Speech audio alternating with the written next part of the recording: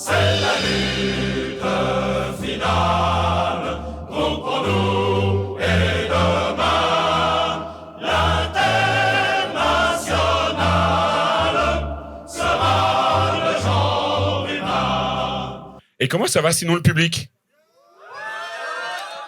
Est-ce que vous avez chaud? Oui, Oui. aussi. Déjà. Tu clignes 2 fois des yeux si jamais tu tombes dans les pommes.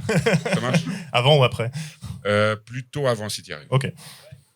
Au pire, on a des gens formés pour réanimation. C'est pas vrai. Non? Quoi, c'est pas vrai? C'était une question. Ah, c'était une question. Avons-nous des gens... Non, puis on peut réagir très vite et faire un petit massage, regarder un tuto. Enfin. Oui, on va faire ça. Il n'y a pas de connexion. Oui, Ah, il n'y a pas Internet. Merde. la Gen Z qui sait rien faire sans Internet. Ben chouette, je vous propose qu'on commence gentiment. Vous avez l'air chaud, vous l'avez dit. Chaud Compacté. et chaud, compacté. On l'a Nous dit. aussi. Voilà. Eh ben merci en tout cas. Sur nos notes, c'était marqué Mathilde introduit. Quelle superbe introduction. Non, merci Os Politique, merci d'être là ce soir, d'être venu de France. Eh bien merci pour l'invitation. Merci pour l'invitation. Vous aussi, enfin, Ethikos. Oui. Est-ce que je fais un peu partie de la famille maintenant aussi Évidemment, c'était évident que Ok. tu allais être là. Je Et, suis leur quota féministe, ça fait un petit moment déjà. on le dit pas comme ça normalement. Non, mais nous, on est un peu réalistes. Voilà. À cette soirée, c'est une discussion qui va durer quoi? 1 heure, 1 heure et demie? On part déjà sur 1 heure, On c'est part pas mal. déjà sur Oui, 1 oui, heure, oui. on essaye. Dites-nous, public, dans le chat, s'il y a un moment où on devient chiant, si on commence à faire des tunnels. Pas possible, on est toujours intéressant. Oui, et c'est vrai. intéressante. C'est vrai. Oui. Mais c'est possible que des fois, on s'enjaille un petit peu et que tu, du coup... Enfin, je te connais, Robin. C'est que ma faute, bien sûr. Et que du coup, on commence à parler beaucoup et que vous comprenez plus quel concept, de quoi on est en train de parler, enfin, c'est qui, etc., etc. Du coup, n'hésitez pas à dire, vous aussi dans le public, « Hey, on n'a pas compris un truc, enfin, arrêtez !» ou bien juste poser des questions. Il y aura un moment pour poser les questions à la fin. Oui. C'est ça. Et du coup, ben voilà, commençons. L'idée de cette discussion, et le fait de... Enfin, aussi avec la chance que tu sois là ce soir, c'est qu'on parle un petit peu stratégie politique, mais stratégie surtout de communication. On va parler, tu vas te présenter un petit peu après, mais aussi vous, enfin, Ethikos, nous, pardon. Ce qu'on fait, c'est c'est qu'on communique beaucoup, on essaye de faire... c'est qu'on essaye de faire bouger les lignes politiques, on essaye de faire bouger le débat, on essaye d'influencer, en fait, la guerre culturelle. Influencer, c'est un vilain mot. Informer d'une Informer. certaine manière. Voilà. Avec une couleur politique dont on ne se cache pas, qui est un très très beau rouge. Et c'est pour ça qu'on serait qu'on est hyper intéressé de t'avoir et de discuter avec toi. Est-ce que tu veux commencer déjà par nous dire t'es qui en fait? Alors je commence où? Ma naissance, mon histoire, mon enfance, On veut tout. mon parcours. Je suis né à Genève, sur les bords du lac qui a donné son nom. Non, on s'arrête là. Ça a bien commencé, hein. C'est bête. Ça a bien commencé au bout de 2 secondes, c'était plus bon. Non, je suis Os Politique, donc ce n'est pas mon vrai nom, hein, c'est un pseudonyme. Je suis chroniqueur / journaliste pour plusieurs médias. Donc, je travaille actuellement pour Blast, qui est un média indépendant français. Je fais plusieurs émissions pour eux, dont une sur les sciences sociales, la science politique, la sociologie avec ma collègue Maudie. Et une autre émission que j'anime seul sur des sujets internationaux, qui est là une revue de presse sur différents sujets internationaux. Là, le dernier épisode, c'était sur... là, le prochain épisode, ça va être sur le Népal. J'ai fait la Corée du Sud. Voilà, je suis un peu plusieurs pays du monde. L'idée, c'est un peu de donner un aperçu d'une actualité internationale. Et sinon, je fais aussi des live Twitch le matin, 3 jours par semaine sur ma chaîne, de 7h à 9h. Je fais une petite revue de presse aussi de l'actualité internationale et française. Voilà. Et c'est une bonne situation, ça, journaliste? C'est une situation qui est mauvaise pour 90% des gens et qui est bonne pour 10% qui arrivent à peu près à en vivre correctement, je dirais. Mais parce que toi, tu as commencé d'abord en tant que pigiste, comme beaucoup de journalistes. Ouais. Et ensuite, d'abord c'était écrit, et ensuite tu as fait multimédia, audiovisuel. Comment ça a commencé? Alors non, moi j'ai fait un master en sciences politiques avec une option journalisme. Et de ce master-là, on devait trouver un stage en journalisme. Et j'étais à Lyon à l'époque, donc la France étant très centralisée, c'est quand même plus compliqué de trouver des médias ailleurs qu'à Paris. Et moi, j'ai trouvé une radio lyonnaise qui existe encore, qui s'appelle RCF et qui est une radio chrétienne. Ah.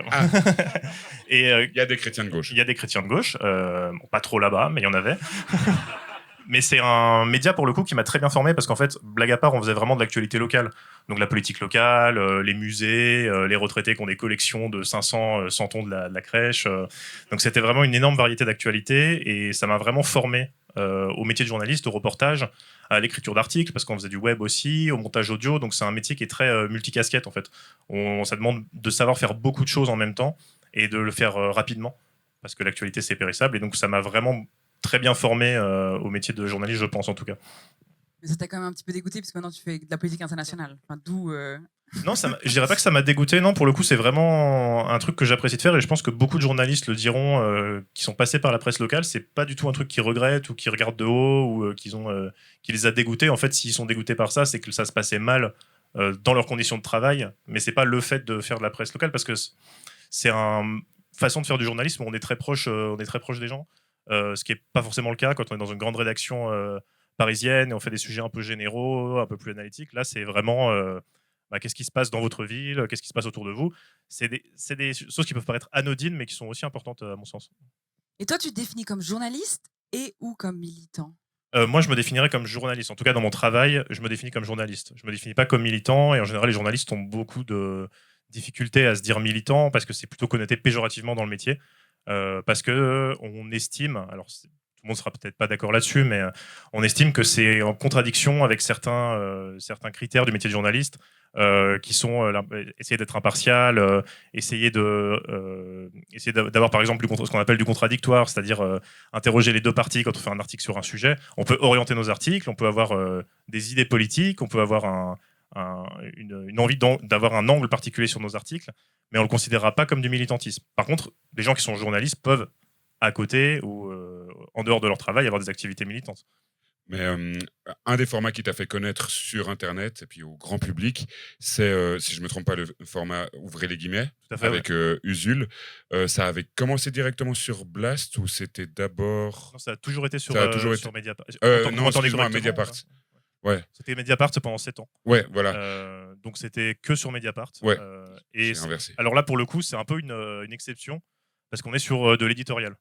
C'est ça, vous faites. Ouais. Ça a plus le format d'éditorial, voire de l'essai politique, où on voit clairement votre point de vue, toujours en vous basant évidemment sur des sources, sur de l'information, mais ça serait un peu osé de dire que c'est uniquement du journalisme et qu'il n'y a pas de vision politique derrière. Alors c'est même l'inverse pour moi, l'éditorial, c'est vraiment l'exercice de journaliste le moins journalistique. C'est l'exercice le plus militant parce qu'on peut se permettre dans l'éditorial d'être de mauvaise foi. On peut se permettre de se dire bon, ça m'arrange pas, je le mets pas. On peut le faire parce que c'est attendu. Que ce soit un éditorial. Alors nous, c'était vraiment voulu comme quelque chose d'assez cash, assez rentre dedans. C'était pensé comme ça. Mais si vous lisez la plupart des journaux, les quotidiens qu'on peut lire en France, que ce soit Le Monde ou Le Figaro, des journaux comme ça, souvent les éditoriaux, c'est pas les trucs les plus fouillés, les plus sourcés. C'est vraiment, je donne mon avis sur un truc, quoi. C'est un type d'exercice qui est assez particulier au sein du journalisme, je trouve. Moi, je me demande, est-ce qu'il devrait. Parce que du coup, est-ce qu'on devrait avoir plus de cet éditorialisme, je ne sais pas si on peut appeler ça comme ça, ou bien ce média-activisme, je ne sais pas. Parce que j'ai l'impression qu'on est quand même dans une situation où le débat, c'est assez monté sur un piédestal, où il faut absolument tout le temps entendre tout le monde, et ça veut dire aussi l'extrême droite. Et est-ce que ça n'a pas des limites? Je suis pas pour qu'il y ait beaucoup plus d'éditorial parce qu'il y en a déjà pas mal et puis j'ai envie de dire quel type d'éditorial on veut, quoi. Est-ce qu'on veut Beaucoup de gens qui donnent leurs avis déjà. Ouais, des gens qui donnent leur avis qui n'est pas forcément informé et juste parce que tu as un poste de journaliste un peu installé dans un média, tu vas avoir le droit à la première page avec ton texte sur on donne trop d'argent aux pauvres et ça va être en une du journal. Pour tout un tas de raisons, je trouve que c'est pas une bonne chose, déjà parce que ça donne une très mauvaise image du travail de la presse en général. Pour mon travail, je lis énormément la presse, y compris la presse mainstream, essentiellement francophone, et je trouve qu'il y a des très bons journalistes qui font du très bon travail, mais ce que les gens retiennent souvent du travail de la presse, c'est l'édito un peu débile de l'éditorialiste qui a dit un truc absolument aberrant. Et je pense que tous les journalistes qui sont correspondants à l'étranger ou qui font du taf hyper approfondi et qui sont quasiment pas lus, ils doivent être un peu saoulés par ça. Donc, je suis pas sûr que ce soit vraiment un format à promouvoir, sauf ouvrez les guillemets, bien sûr.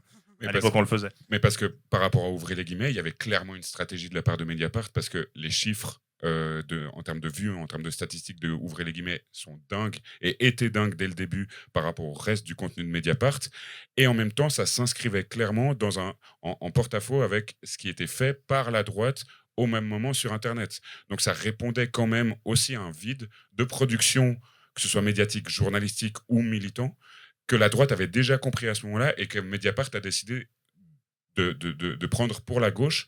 Et j'ai l'impression que ça a été quand même un choix de la part de Mediapart, pas uniquement journalistique, mais avec une notion d'importance citoyenne de contrer la droite sur ce plan-là. Je pense qu'il l'inscrivait plutôt dans ce qu'il faisait à l'époque de chroniqueur, un peu humoriste. On avait Didier Porte à Mediapart, La Parisienne Libérée, qui faisait des vidéos, qui n'étaient pas du tout des formats journalistiques. Et je pense qu'ils ne le voyaient pas comme ça, eux, quand ils nous l'ont demandé.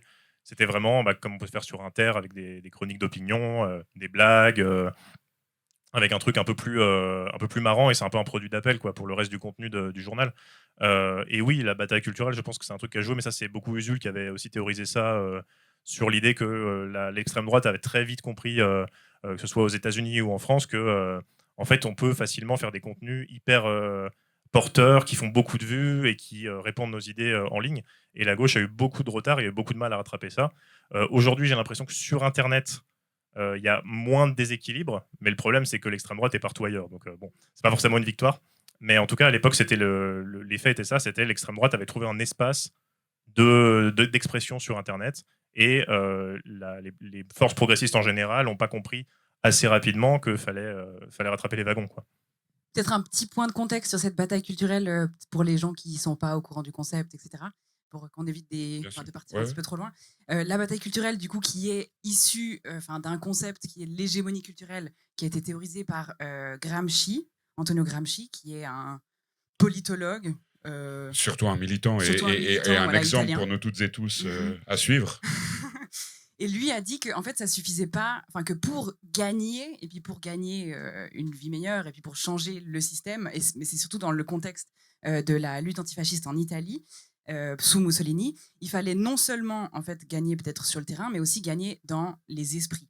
Et du coup que ça se jouait beaucoup dans les idées, ça se jouait beaucoup dans le fait de convaincre. Et puis lui, il a dit qu'il y avait en fait deux formes, une hégémonie culturelle, elle se basait sur une forme de consensus, sur ce qui est accepté de façon générale comme étant la norme, et aussi sur une forme de violence. Et c'est cette violence qui est aussi utilisée pour établir ce consensus.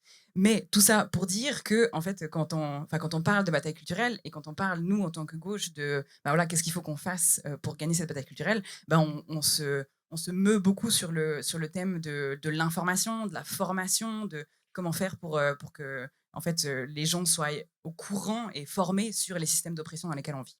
Mais justement, l'intérêt aussi du terme de bataille culturelle, c'est que ça a une notion d'informer, évidemment, la population, mais aussi de mobiliser les affects, les émotions, les repères culturels qui peuvent nous amener à trouver un message porteur, en fait, et un programme politique porteur. Et ça, justement, je trouve que c'est une question qui est compliquée quand on se considère journaliste et qu'on évolue dans un média quand même relativement institutionnel et sérieux, c'est à quel point est-ce qu'on peut pas jouer, mais mobiliser cette question des affects, des émotions, parce qu'en restant uniquement sur la rationalité, l'information, on l'a déjà constaté, ça marche que très peu. Ça nous donne, à nous, personnes déjà convaincues, plus d'armes, d'argumentation, mais ça convainc pas des nouvelles personnes. Pour toi, comment est-ce que tu joues entre cette question pure information versus affect? Alors moi, c'est un cas particulier parce que, comme je disais, je suis chroniqueur. Je pense que quelqu'un qui écrit des articles n'aura pas la même vision. Il y a très rarement de l'affect dans des articles de presse écrite. On peut le retrouver quand le ou la journaliste va présenter son travail en plateau, par exemple, mais en étant très factuel. On peut aussi s'énerver, expliquer pourquoi c'est un scandale. Quand Arfi fait ses articles sur l'affaire libyenne de Sarkozy, l'article est écrit de façon très chirurgicale. Les faits sont listé, mais ensuite quand il va en plateau télé, il s'énerve un peu, il dit pourquoi la corruption, il faut en parler, pourquoi ça doit être un problème en France. Donc première chose, on peut déjà faire ça. On peut combiner un travail purement journalistique et après une promotion du travail où on explique pourquoi c'est important et on peut jouer sur le registre émotionnel. Moi, il y a un truc que j'aime bien faire dans mon travail, c'est la question de l'humour en fait, pour faire passer des informations. Je trouve que c'est un moyen qui permet sans trop dénaturer les informations qu'on veut faire passer, de donner un petit relief au message. Et ce que j'essaie de faire, j'essaie de faire ça que ce dans mes chroniques à Blast. Je trouve que et on faisait ça, ouvrez les guillemets aussi. Je trouve que c'est un bon moyen de faire passer des messages. Et ça aussi, parce qu'on parlait de gramscisme tout à l'heure, mais en fait, les théories de Gramsci ont été énormément reprises à l'extrême droite. On parle de gramscisme de droite. Et ce recours aux émotions, alors l'extrême droite a cet avantage-là qu'elle a moins besoin de se reposer sur des faits, enfin, ça l'intéresse moins. Mais cette question de l'humour pour faire passer des idées, ils l'ont compris très vite.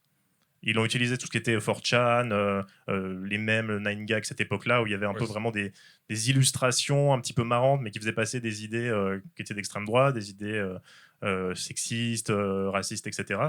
Ils l'ont fait très rapidement, donc on peut faire la même chose, mais pour faire passer des idées de progressistes. Ok, donc tu nommes l'humour comme moyen pour gagner cette bataille culturelle. Quel autre moyen ou comment en fait comment on fait de façon générale? Quel est le mode d'emploi? Quel est le mode d'emploi? Explique-nous. J'ai pas de solution miracle, sinon on aurait gagné je vais aller gagner la bataille culturelle, je reviens. Non, mais je pense que c'est forcément une réussite collective. De toute façon, ça peut pas être moi avec mes petits bras qui vais dire allez, j'ai trouvé la formule magique pour gagner la bataille culturelle. Ça marche pas comme ça. Je pense que c'est que en multipliant les espaces d'expression, en multipliant les médias indépendants. J'entendais parler tout à l'heure de la concentration de la possession des médias. La question purement structurelle de qui possède les médias, qui parle dans les médias, elle est extrêmement importante parce que si on fait des vidéos qui sont vues par 10 000 personnes et qu'à côté, le gros groupe d'extrême droite, le millionnaire, il possède 5 chaînes de télé et 4 journaux, bah, le désavantage, il est assez énorme. Donc ça joue aussi sur le terrain politique, en termes de législation, de pression sur les élus, de mobilisation, pour demander à ce que la structure des médias puisse pas être trop concentrée dans les mains de quelques-uns. Enfin, c'est vraiment une question plus structurelle que purement de stratégie individuelle où vous ou moi, ce qu'on va faire. Il peut y avoir des astuces, évidemment, il peut y avoir des choses qui ont plus ou moins de succès, mais ça ne changera pas en profondeur le paysage médiatique, je pense, juste avec une stratégie purement individuelle sur une ou deux émissions. Est-ce que tu veux nous faire un point de la situation justement médiatique en France maintenant? Alors, comme il y a tout le temps des rachats, je vais sûrement me tromper sur des trucs. Alors, il y a moins de concentration médiatique qu'en Suisse, je pense, parce qu'il y a plus de diversité de médias. Mais en fait, le problème principal, c'est qu'on a plusieurs milliardaires d'extrême droite qui manœuvrent pour racheter différents médias. On a évidemment Bolloré, on a Pierre-Édouard Stérin qui fait un peu parler de lui là récemment. Un tout petit peu. Je ne sais pas si vous avez suivi, dernière affaire, le journal L'Humanité avait révélé le plan Périclès de Pierre-Édouard Stérin qui prévoyait d'investir une somme énorme en France pour faire gagner l'extrême droite, en gagnant des mairies, en faisant des communications médiatiques. Et L'Humanité a révélé ça, et Stérin a eu l'excellente idée de nommer son fonds qu'il utilisait pour échapper aux impôts en France du nom du journaliste de L'Humanité qui avait révélé l'affaire. Ils sont malins. Voilà. Sont malins. Mais, et aussi pour le resituer, Pierre-Édouard Stérin, c'est donc un extrémiste de droite, catholique intégriste, et qui a fait sa fortune avec les Wonderbox. Les Wonderbox, vous savez, qu'on vous offre à Noël et que vous laissez traîner. Ça, c'est Pierre-Édouard Stérin qui a eu cette magnifique idée de créer, et maintenant, il essaye de pousser son agenda vraiment réactionnaire. Il est presque en compétition avec Bolloré sur qui va être le plus facho. Oui, bah Bolloré, c'est le plus vénère parce qu'il a plus de pouvoir et plus de poids, il a plus de médias, que ce soit Europe 1, CNews, il y a eu rachat de Paris Match, il y a eu le journal du dimanche, il y a plein de choses qui ont été rachetées, des médias historiques, qui n'étaient pas forcément des médias de gauche, mais pas forcément non plus des médias extrêmement conservateurs. Europe 1, par exemple, ça a toujours été un peu de droite, mais c'était pas quelque chose d'extrêmement radical à droite. Le JDD, c'était très le journal du gouvernement. Les ministres allaient dans le JDD pour dire regardez ce qu'on fait, c'est super bien. Pas inintéressant, disons, mais il fallait le savoir que c'était le journal du gouvernement. Mais aujourd'hui, c'est vraiment un média d'extrême droite. CNews, pareil, iTélé avant, c'était un média plutôt mainstream, de droite, classique, quoi, on va dire, qui est devenu CNews, donc paroles d'extrême droite, éditoriaux racistes, etc. Hanouna, tout ce qu'on a. Donc on a vraiment eu une droitisation d'une grande partie du paysage médiatique français, des médias qui étaient plutôt respectés, plutôt installés, qui étaient plutôt reconnus pour le sérieux de leur travail, malgré tout, et qui sont devenus des canaux de diffusion pour des idées d'extrême droite, où on s'éloigne du travail journalistique et on est plus dans purement l'opinion, voire dans les fausses informations, ce qui est quand même une méthode assez répandue à l'extrême droite, quoi. Est-ce que, parce que du coup on a parlé du fait qu'il fallait améliorer les structures en fait pour permettre aussi des médias qui sont plus forts, permettre d'avoir plus de paroles de gauche et une analyse aussi qui soit plus accessible pour toutes les personnes qui aient cette analyse de gauche. Quelles sont les structures actuelles en France qui permettent à des médias, parce que nous, du coup, on le voit depuis la Suisse et on a l'impression que ça fourmille beaucoup plus. Enfin, il y a Mediapart, il y a Blast, ça donne très envie. Alors que nous, on a un petit peu, Faustine en a un petit peu parlé avant avec Selim. Et nous, c'est des petits groupes de personnes qui font quasi que du travail bénévole, qui n'arrivent pas à obtenir des aides, qui n'arrivent pas à obtenir un financement durable. On a maintenant l'aide régionale à la presse qui va être diminuée, voire coupée dans les prochaines années, décision du gouvernement. Et c'est un peu, voilà, c'est quoi la situation en France maintenant? Alors, totalement analyse au doigt mouillé, hein, mais je pense qu'il y a plusieurs choses qui expliquent les différences entre la France et la Suisse. Bon, déjà, il y a simplement le bassin de population. Suisse francophone et France, c'est quand même très différent en termes de nombre de personnes. Non, mais tout bêtement, hein, je veux dire, il y a un moment, il n'y a plus de place pour des médias dans un bassin de population réduit. Il y a aussi le fait qu'en France, pour l'instant, je pense qu'on a encore la chance d'avoir des lois de la presse qui sont pas trop horribles, contrairement à la Suisse où c'est très difficile d'enquêter. J'en parlais un peu avant, mais il y a eu une affaire avec Blast qui a enquêté en Suisse. Et en fait, ils ont juste donné le nom d'un type et ils se sont pris un procès et ils ont dû payer une amende pour avoir donné le nom de quelqu'un. En France, c'est impensable. Alors, on a des attaques contre la liberté de la presse, évidemment, hein, c'est pas tout rose de loin de là, mais je pense qu'on a un peu plus de marge de manœuvre. Un peu plus d'argent public aussi. Beaucoup de médias sont subventionnés. Alors, c'est pas le cas de tous. Hein. Mediapart, par exemple, n'est pas subventionné. Mais il y a beaucoup de médias qui touchent de l'argent public. Et il y a aussi cette idée que le droit de la presse est supérieur à d'autres. Ce matin, je parlais avec Ariane Lavrieux, qui est journaliste pour un média indépendant qui s'appelle Disclose. Et eux, ils ont beaucoup travaillé sur l'armée française, notamment sur les ventes d'armes de la France à l'Arabie Saoudite pendant la guerre au Yémen, sur des opérations un petit peu bizarres de la France en Égypte, qui a aidé l'Égypte à frapper des contrebandiers, qui étaient juste des mecs qui transportaient des cigarettes, donc ce qu'on appelle des exécutions extrajudiciaires. Et Ariane Lavrieux était inquiétée par la DGSI, donc les services intérieurs français. Elle a été convoquée, elle a fait de la garde à vue. Mais l'aboutissement de ça a été que la justice a estimé que son travail était plus important que la diffusion de documents confidentiels défense. Ce qui n'arrivera jamais en Suisse parce que les journalistes... Ce qui paraît plus compliqué en Suisse, alors que là, il y a quand même encore une espèce de primauté au droit de la presse sur certains sujets. Mais c'est énormément attaqué. Je ne veux pas dire que tout va bien et qu'il n'y a pas de problème dans l'exercice du métier de journaliste, mais disons qu'il y a encore ces sécurités-là. Voilà. Pour moi, c'est les éléments qui expliquent un peu la différence entre les deux pays. Mais aussi par rapport à cette différence entre les deux pays, on peut entendre parfois de la part de Suisses et Suissesses dire mais en Suisse c'est mieux parce qu'on a encore la RTS, on a encore ce grand média public presque d'État qui permet de donner une information qui n'est pas biaisée par le fait que ce soit la propriété d'un grand milliardaire ou d'un grand groupe financier. Et d'un autre côté, comme ce média public dépend des finances de la Confédération, dépend du coup aussi d'une majorité du Parlement et du gouvernement qui sont de droite, voire d'extrême droite. Ce qu'on constate en fonction des sujets, c'est que les journalistes et les rédactions de la RTS, donc du média public, peuvent être un peu frileux et avoir conscience qu'ils doivent mettre un minimum de degré de droitisation dans leur sujet, sinon ils savent qu'ils vont tous faire sucrer. Je pense sur certains sujets, par exemple, sur les questions de transidentité, où ils se sont obligés de faire une émission sur la transidentité, mais ensuite sur les personnes qui ont fait des transitions de genre, alors que statistiquement, ça ne se vaut absolument pas, sur la question palestinienne aussi, et sur des questions sur la répartition des richesses, etc. Du coup, est-ce que, selon toi, ne plus avoir de médias publics, et donc avoir des gens qui veulent s'informer, qui sont obligés entre guillemets, de suivre des médias indépendants et donc leur donner de la force, en France, permet justement d'avoir plus de médias inscrits à gauche? C'est long comme question. On a des médias publics en France. Enfin, France Télévisions est toujours public. On a Arte qui est semi-public. On a des médias internationaux publics aussi. Le groupe France Monde, RFI, France 24. Il y a beaucoup de médias publics encore.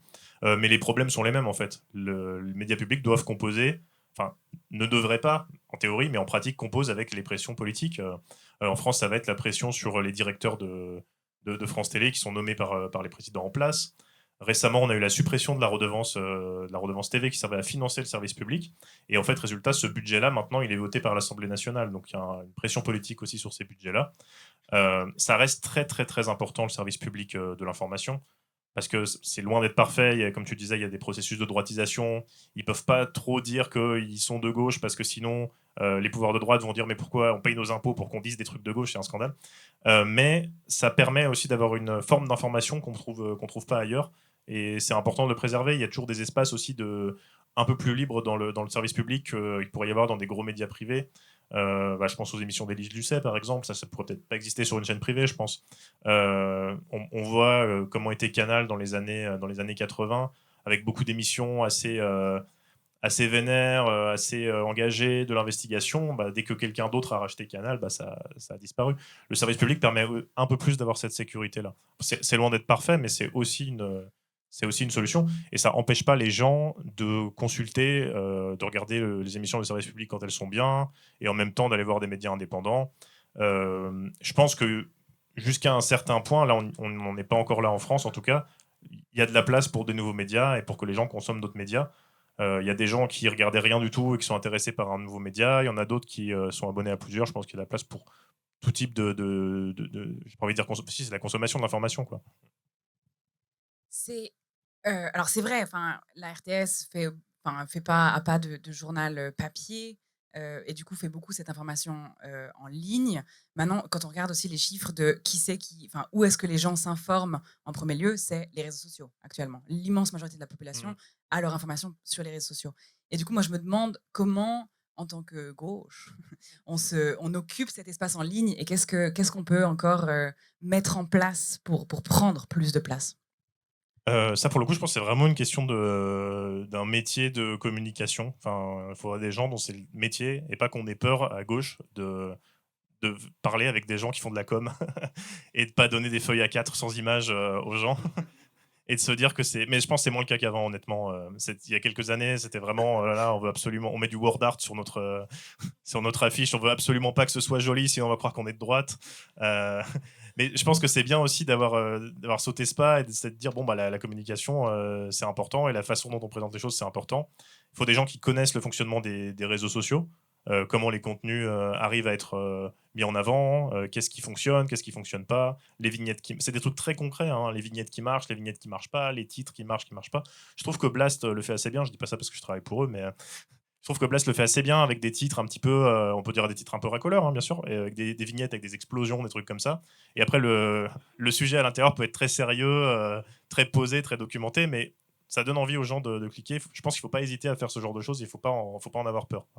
Du moment que ça ne nuit pas au contenu. Mais aussi en termes de comment parler aux gens, t'en parlais un petit peu avant, il y a quelques minutes, sur la question de faut pas croire qu'on va changer les choses tout seul, que c'est des questions de changement structurel.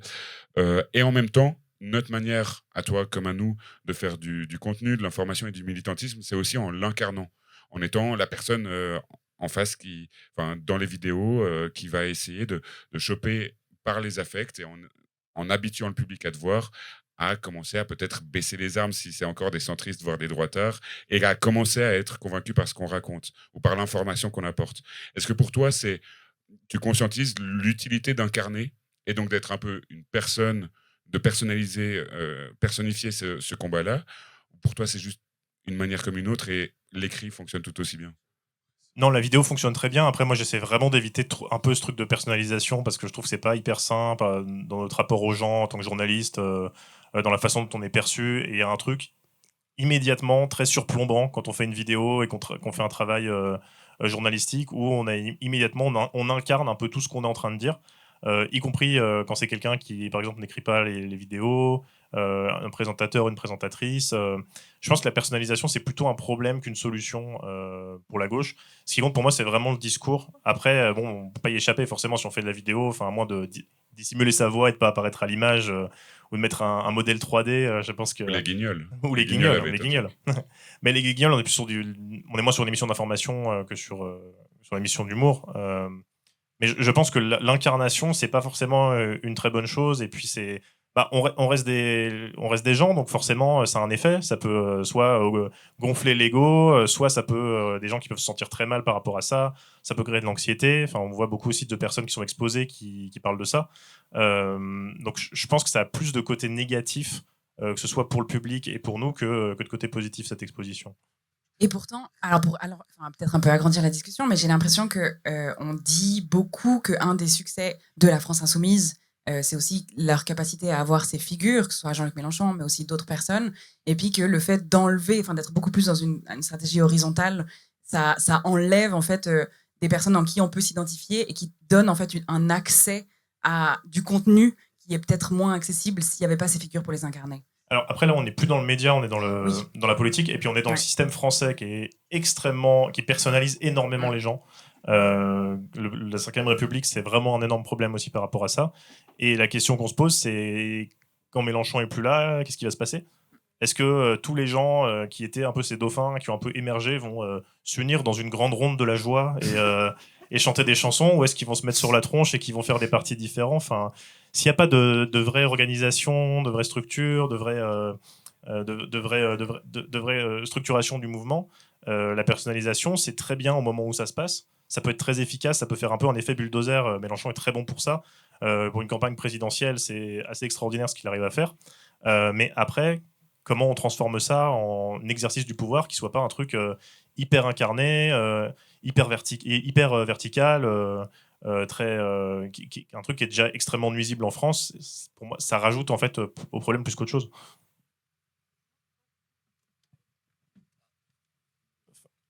On a plus de... bah, juste moi. Moi, je parlais tout seul, ça va. Comment toi tu gères le fait, tu restes quand même une personnalité publique, et comment tu gères le fait, enfin les dangers qui sont liés à ça? Quel danger déjà tu vois, et puis comment tu fais pour garder un lien avec le collectif, garder un certain contrôle? Alors, moi, ce qui m'a beaucoup surpris au début, alors moi, j'étais pas parti en mode je veux absolument devenir youtubeur, une figure publique. En fait, j'ai rencontré Usul par un concours de circonstances quand j'étais journaliste, et on a commencé à faire les émissions comme ça. Donc ça s'est vraiment fait un peu. Je me suis rendu compte du fait d'avoir de l'exposition une fois que j'y étais déjà, quoi. Et ce qui m'a marqué au début, où j'ai commencé que les gens me connaissent un peu, m'identifient dans les milieux de gauche, c'est vraiment l'influence énorme qu'on a à partir du moment où on est simplement reconnu, même dans des petits groupes. Et ça, je pense que sur la question du harcèlement, qui est plus large que juste question politique, la question dont l'influence qu'on peut avoir sur une communauté, elle est gigantesque, alors que on n'est pas forcément spécialiste des sujets, on n'y connaît pas plus que les personnes qui nous regardent quand on donne juste notre avis comme ça sans avoir fait de recherche, et pourtant on a une influence énorme. Donc moi j'essaye aussi beaucoup de dire prenez pas ce que je dis pour argent comptant, quand je fais mes lives, dis allez vérifier, n'allez pas parler à cette personne, ne faites pas ça. Et en fait les gens écoutent énormément, et on a une espèce de facilité à voir comment vont réagir nos communautés, en fait. Et je pense que tous les gens qui ont un petit peu des expositions, qui font du stream, des vidéos YouTube, ils diront la même chose, c'est que l'influence qu'on peut avoir très rapidement sur une communauté, c'est assez flippant. Et ça explique aussi pas mal de mécaniques de harcèlement qu'on a en ligne. Donc ça, c'est un truc qui m'a vraiment marqué assez rapidement dans ce travail. D'autres personnes. D'autres personnes, ouais. Mais par rapport à cette question de l'incarnation, de la personnification, évidemment, là, tu l'as dit, il y a des risques, et en même temps, c'est un rôle un peu dialectique, parce qu'il y a aussi des côtés positifs avec cette incarnation, parce que sur le plan personnel, j'en ai déjà un peu parlé en live, personnellement, avant de voir les vidéos, enfin sans les vidéos de Usul sur jeuxvideo.com, pour m'introduire à la gauche, puis ensuite, ouvrez les guillemets, pour confirmer mon positionnement à gauche. Avant, t'étais de droite, c'est ça? Oui, j'étais de droite. Non, mais disons-le. Et du coup, peut-être que je me trompe là-dessus, peut-être que je suis d'élu, peut-être qu'en fait, de toute façon, j'étais voué à devenir de gauche. Peut-être que je suis toujours pas de gauche, on ne sait pas, tant de questions.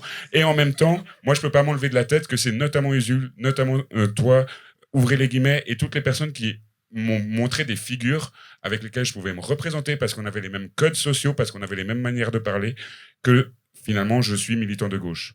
C'est sûr que ça joue, évidemment. Moi, j'espère que c'est aussi un peu pour le fond que les gens changent d'avis. J'espère, mais c'est sûr que c'est une partie non négligeable. Après, ce qui est un peu marrant que tu parles de ça, parce que j'ai pas mal de gens... depuis que je fais ouvrir les guillemets et les émissions après, qui sont venus me dire j'étais pas du tout politisé, j'ai regardé vos émissions et je suis devenu de gauche. Tu parles avec la personne, et puis et tes parents ils font quoi? Bah mon père il est syndicaliste à la CGT. Non, j'exagère un peu, mais c'est en général, je dis ça à gros traits, mais c'est pour dire que il y a aussi d'autres facteurs qui font que les gens se politisent, évidemment. Évidemment, c'est pas uniquement parce qu'il y a une personnalité dans une vidéo. Disons que peut-être ça peut permettre de recueillir à un moment des idées qu'on peut avoir un peu flottantes comme ça, et de dire ah tiens, cette personne elle traduit exactement ce que j'arrivais pas forcément à théoriser en parole. Ça le fait. Moi, j'ai vraiment commencé à m'intéresser à la politique avec Mélenchon en 2010, à l'époque, parti de gauche. Là, c'était aussi un effet d'incarnation de mais lui, ce qu'il dit, c'est exactement, je me reconnais exactement. Voilà. Mais ça, c'est un des effets effectivement de l'incarnation. Mais je pense que c'est aussi lié au discours et pas que à la personnalité. Oui, bonjour. Ah. Je voudrais juste faire un petit point. Alors, c'est le feu. Hein. Moi, je kiffe la discussion. Je sais pas pour vous à l'intérieur. Je tiens aussi à rappeler qu'il fait très chaud Ça va, ça dans va cette dans la salle. salle. Du coup, nous sommes un public de gauche bienveillant. Donc, vous pouvez vous lever, aller chercher à boire et revenir. On ne vous piquera pas votre place. J'en suis persuadé. On dit merci à Thé à la maison qui nous offre 5 subs. On dit merci à Fanaglass qui nous offre 10 subs. Merci. On dit Merci. merci à plein d'autres blazes que je vais pas lire là. Il y a aussi des petites discussions dans le chat. Comme d'habitude, ils parlent entre elles et eux. Ils font leur petit... Et pas du tout de ce qu'on parle, j'imagine. Des fois un peu, Ouais. mais voilà, il y a la discussion, voilà. Donc il y a par exemple Marco Pagato qui nous dit je dois partir, mais du coup je reprends là le live, voilà. Bref, les gens La prochaine vivent. camarade. Exactement. Du coup, les gens vivent leur live. Et puis suite à cette coupure impromptue, je vous laisse continuer. Mais en tout cas, on adore quoi. Donc là, on doit rebondir. Là, tu dois rebondir, mais j'ai fait exprès de cutter sur un moment où c'était un peu. Oui. On était genre, et on repart. qui c'est qui parle, Let's go. Tu veux y aller? Ouais. Allez. Toi, tu as un format de vulgarisation politique et tu nous as pas mal parlé quand on a préparé cette interview en fait, de l'importance que toi t'accordes à la vulgarisation. Est-ce que tu veux nous parler un petit peu de ta mission de journaliste avant qu'on enchaîne sur la politique internationale? Ma mission C'est le sacrée en tant que vulgarisateur. Disons que pour moi, mon métier, c'est vraiment, si je devais décrire ma spécialité, c'est la vulgarisation. Parce que je fais toute une variété de sujets.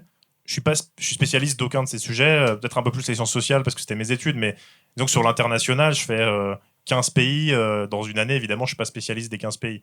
Ce que j'aime bien faire, c'est moi-même me renseigner sur des sujets, digérer un peu tout ça et ressortir ça dans un format court où les gens peuvent se dire j'ai compris les grandes lignes de ce qui se passe.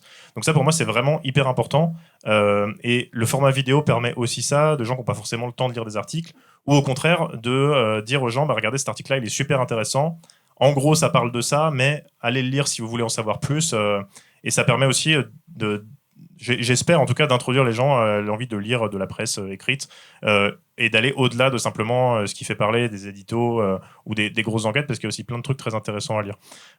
Et sur les sciences sociales, c'est pareil en fait. Là, on est encore plus dans ce qu'on fait sur Blast avec l'émission Contraste avec Modi. On est encore plus sur la vulgarisation. Là, on s'est même dit notre texte, en gros, il fait 8-9 pages et sur 8-9 pages, on a 3 récapitulatifs de ce qu'on a dit parce que les gens regardent la vidéo, ils font la vaisselle, ils font autre chose et du coup, ils écoutent pas tout en entier. Donc, c'est bien de récapituler à chaque fois. L'idée, c'est vraiment d'avoir des formats qui soient accessibles et qui soient des portes d'entrée aussi pour des gens plus spécialisés qui seront mieux que moi, plus en détail, expliquer certains sujets.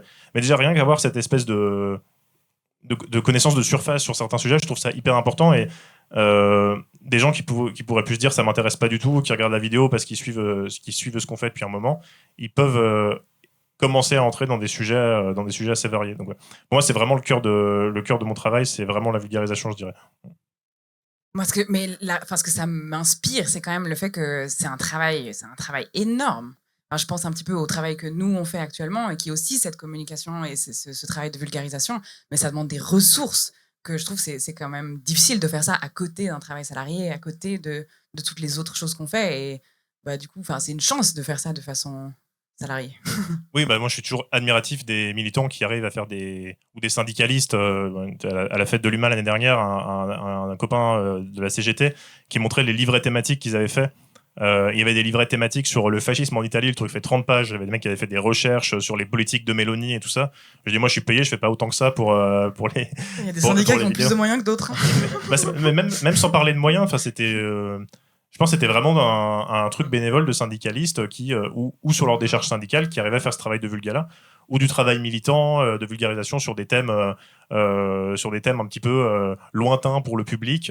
Ils arrivent vraiment à faire des trucs assez exceptionnels et c'est quelque chose d'assez central de savoir simplifier et de savoir expliquer aux gens en des termes simples des idées complexes. C'est pas un truc évident.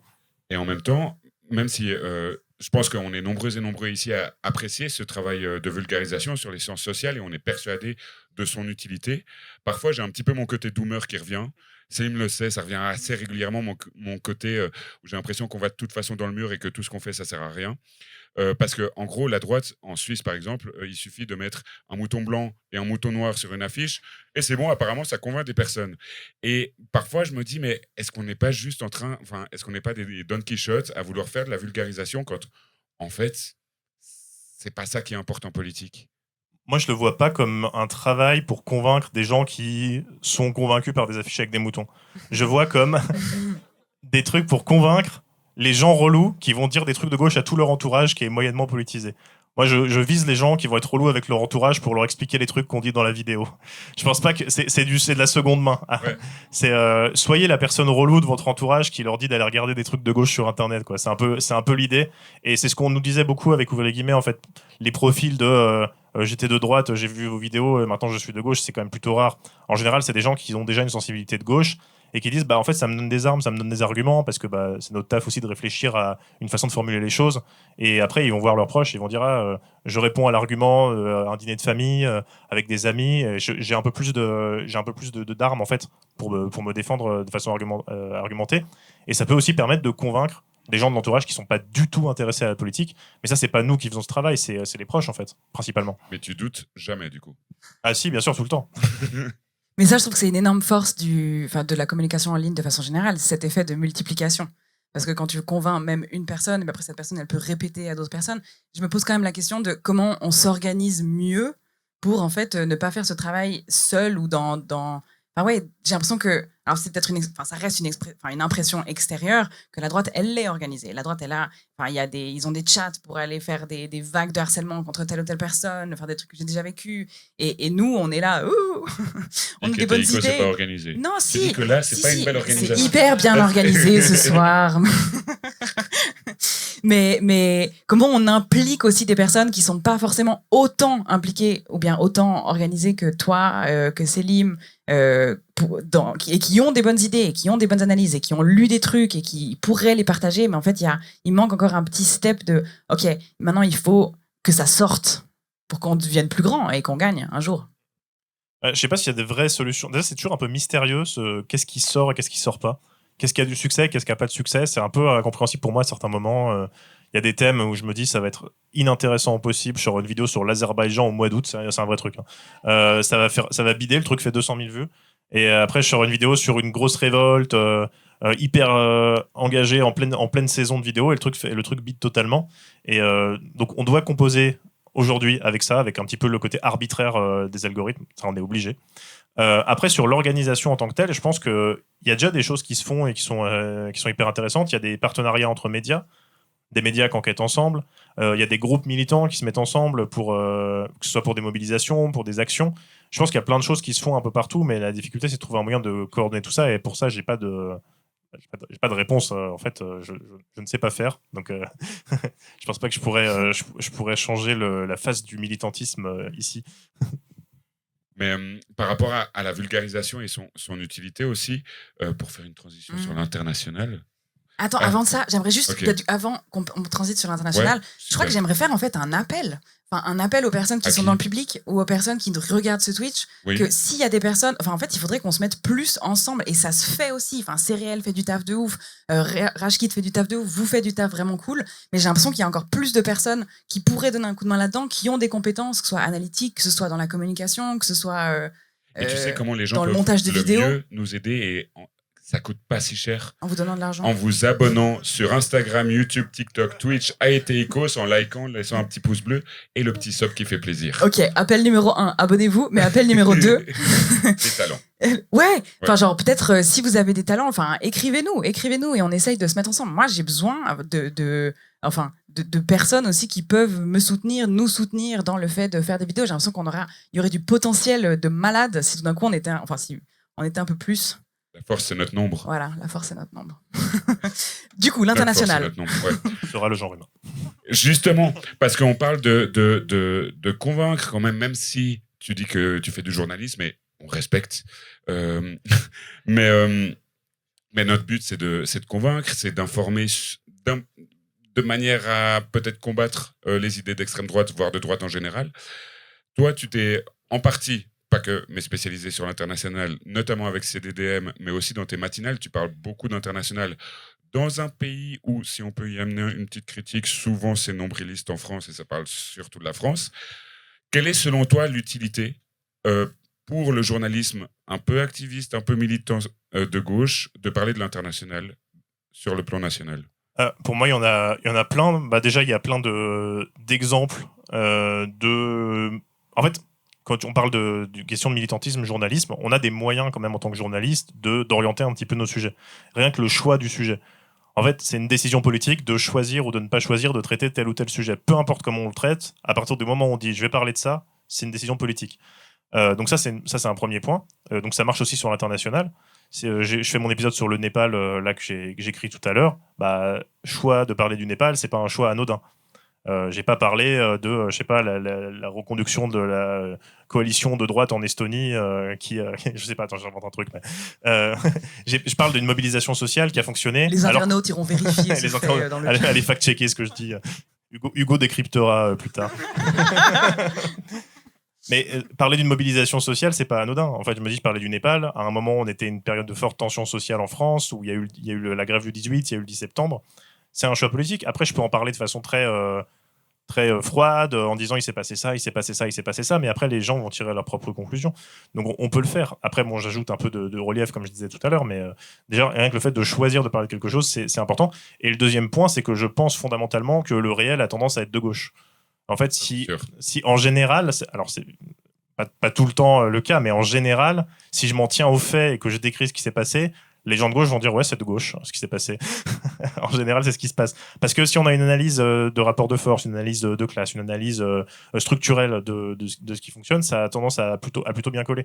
Moi, je vais pas faire d'analyse, je vais pas coller des analyses marxistes sur ce que je fais, mais juste en décrivant ce qui se passe, en montrant qu'une population a pu renverser un gouvernement, que le mouvement social s'est passé comme ça pour telle raison. Et en disant, bah, dans cet autre pays, il y a eu la même chose, il y a eu des mouvements anticorruption, il s'est passé ça aussi. Les gens créent des ponts eux-mêmes, après, il n'y a pas besoin de moi pour dire, regardez, ça fait penser à ce qui s'est passé en France. Les gens vont le faire automatiquement. Chaque fois que je fais un sujet sur des mobilisations, que je fais quand même assez souvent, il y a des gens qui font des parallèles avec ce qui se passe, que ce soit dans leur pays à eux, parce qu'il y a d'autres gens d'autres pays qui regardent, ou en France. Toi, tu suis les médias suisses ? Je suis un peu. Alors, j'ai pas d'abonnement au temps, malheureusement. J'arrive pas à passer leur paywall. Nous non plus. C'est plus intéressant le temps. Mais ouais, enfin, je trouve qu'il y aurait aussi un potentiel si en France, même dans cet espace francophone, si les personnes qui sont dans des régions plus centralisées comme la France étaient aussi plus au courant en fait des luttes qui se passent ici. Je pense à la grève féministe. Bon, la grève pour le climat, c'est un mouvement qui est plus général, mais qu'il y aurait quand même des chouettes trucs à faire, rien que si on était plus au courant de ce qui se faisait des deux côtés de la frontière. Pardon. Non, excuse-moi, je voulais juste dire que là aussi, c'est un travail militant qui est hyper important, que je trouve que vous faites beaucoup en Suisse. Les fois où je suis allé à des événements en Suisse, c'est de l'internationalisme concret, quoi. Dire à des organisations dans d'autres pays, venez avec à cette soirée-là, on va parler de ce sujet-là, on va créer des liens. En France, ça se fait, mais je trouve que c'est un peu moins courant qu'en Suisse quand même. Et ça doit être lié un peu à ce centralisme. Mais j'avais vu la manifestation du 1er mai de cette année, par exemple, il y avait des syndicalistes des États-Unis qui étaient venus à la manifestation à Paris, et j'avais trouvé ça super parce qu'en fait ça permet de porter un discours sur des problèmes d'autres pays et de créer aussi des liens avec ce qui se passe en France. Donc c'est un travail à faire aussi. Trop bien. Et c'est quoi, peut-être pour terminer gentiment, on est où dans le timing ? On a encore 10 minutes, un quart d'heure. On a encore 10 minutes. Ouais, super. Ouais. T'avais une question ? Plein de questions, évidemment, Vas-y. mais je sais pas si toi t'en as. Non, parce que moi j'allais poser la question de fin, mais c'est trop tôt apparemment. Il y a une question qui me titille. On va peut-être entrer dans un tunnel, je sais pas. Je sais de ce dont tu vas parler. Le campisme. Pour ou contre. Je vais peut-être faire une petite Définis le introduction. campisme d'abord. En gros, il y a des gros débats sur la politique internationale au sein de la gauche plutôt radicale, hein, parce que à la gauche molle, c'est pas des questions qui se posent de toute façon, sur la question de la manière dont on va analyser et traiter les questions d'impérialisme. En gros, sur les questions de rapport de force entre les grandes nations dominantes dans le jeu du concert des nations internationales et les personnes qu'on appelle campistes. Les personnes qu'on appelle campistes sont des personnes qui vont avoir la grille de lecture de les États-Unis et l'Europe, c'est les grands méchants. Ça, ok, on est d'accord. Mais qui vont pas voir le fait que, par exemple, la Russie ou la Chine, pour vraiment généralisés, peuvent aussi être des grands méchants et qu'on peut critiquer les deux côtés sans tomber dans la propagande pro-états-unienne parce qu'on critique Poutine. Et là, avec la guerre en Ukraine notamment, l'invasion russe en Ukraine, et aussi un peu avec la question israélienne et les bombardements en Iran. Énormément avec la question israélienne. Ça a fait revenir cette question du campisme et ces tensions que ça génère au sein des milieux militants. Toi, sur ton travail de journaliste, et notamment à Mediapart, qui a pu être critiqué sur certaines questions qui a été critiqué notamment par des campistes, justement, comment est-ce que tu te positionnes, comment traiter cette question ? Moi, je la traite avec les sources que je trouve, avec les articles que je lis, avec les reportages que je lis. Et pour moi, la réalité telle que je la perçois, moi, elle est vers une idée qu'il n'y a pas un impérialisme, mais il y a des impérialismes. Et c'est ce que dit aussi en France le NPA non scissionné, le NPA de base. Il y en a 3 maintenant. Il y en a 2 essentiellement. Et il y a Révolution Permanente qui est aussi une... Révolution Permanente, c'est le deuxième. C'est le média lié au deuxième NPA qui a rejoint. Je sais plus. Voilà. Okay. On va pas rentrer dans les trucs des trotskistes parce que sinon on n'a pas fini. Mais en gros, c'est l'idée qu'il y a des impérialismes. Que les Ukrainiens, en tant que peuple, sont victimes de l'impérialisme russe. Et que les Palestiniens sont victimes de l'impérialisme israélien et par extension de l'impérialisme des États-Unis, et que ces pays impérialistes peuvent avoir des sphères d'influence qui sont différentes, et qu'il ne faut pas tout percevoir simplement par jeu d'alliance, et se dire, ce pays-là, il n'aime pas les États-Unis, donc ils sont forcément gentils parce que les États-Unis sont impérialistes. Ça, c'est en fait une analyse qu'on va avoir du côté du campisme, et qui va être... on en parlait tout à l'heure, on a aussi la même chose dans l'autre sens, c'est-à-dire des gens qui vont dire faut parler que de pourquoi vous parlez pas de l'Iran, pourquoi vous parlez pas de la Chine, on s'en fout un peu de la Palestine parce que c'est les vrais impérialistes, c'est la Russie et la Chine. Mais ces réalités-là peuvent coexister en fait, et elles coexistent d'ailleurs dans le monde actuel. Enfin, je pense que vous posez la question de quelle est la grande menace impérialiste pour vous à un Estonien, et vous posez la même question à un Palestinien, et vous posez la même question à un Irakien ou à un Cubain. Vous n'aurez pas la même réponse. Et c'est normal. Il n'y a pas une puissance hégémonique partout qui va agir avec la CIA qui va être derrière chaque mobilisation. Je pense que la boussole pour traiter d'international, ça doit être l'autodétermination des peuples. Et je pense que ce soit en Palestine, que ce soit en Kanaki, Nouvelle-Calédonie, que ce soit en Ukraine, on peut avoir cette boussole-là et on peut avoir une analyse plus matérialiste de rapports de force en prenant en compte que les impérialistes ne sont pas forcément les mêmes à différentes régions du monde. En Ukraine, les États-Unis, moins maintenant avec l'arrivée de Trump, mais avant Trump, les États-Unis étaient un allié dans la lutte d'un peuple en particulier contre un impérialisme. Alors qu'à un autre endroit, en Israël, les États-Unis étaient un allié d'un pays impérialiste qui est en train de commettre un génocide sur le peuple palestinien. Ces réalités-là, elles coexistent, et je pense qu'il faut les étudier une par une, et il faut avoir aussi du respect pour les peuples qui sont concernés. Je pense qu'il faut écouter ce que disent les Palestiniens, il faut écouter ce que disent les Ukrainiens, et on verra qu'aussi avec notre point de vue occidental, on aura peut-être parfois des surprises sur la façon dont des personnes en Ukraine perçoivent la politique internationale. Et il ne faut pas dire qu'il faut être d'accord immédiatement, mais en tout cas, au moins, il faut les entendre. Il faut essayer de comprendre aussi pourquoi ils perçoivent les choses d'une façon qui, pour certains à gauche en Europe occidentale, peut paraître assez choquante. Voilà. C'est un truc important pour moi, et je pense que c'est hyper important de s'intéresser à différents conflits à différents endroits du monde, aussi pour avoir une vision un peu générale de comment fonctionne l'impérialisme et de comment fonctionnent les impérialismes.